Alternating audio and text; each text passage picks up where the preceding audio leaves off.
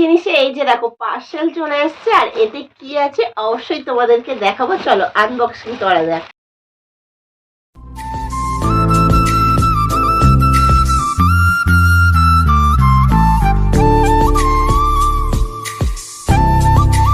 দেখো এতে হচ্ছে প্যাম্পাস আছে। আমি কিন্তু এতটাই খারাপ মা নই যে সবসময় ছেলেকে এত প্যাম্পাস কি করবে। তোমরা এই কমেন্টে আমার আসতেই পারে, তোমরা হয়তো বলবে যে এত প্যাম্পাস কি করবে, কিন্তু এত প্যাম্পাস আমি যেটা সত্যি কথা বলতে ওকে হচ্ছে শুধু আমি রাতটুকু করেই পড়াতাম, আমি দিনের বেলা কোনো প্যাম্পাসই ওকে আমি পড়াই না।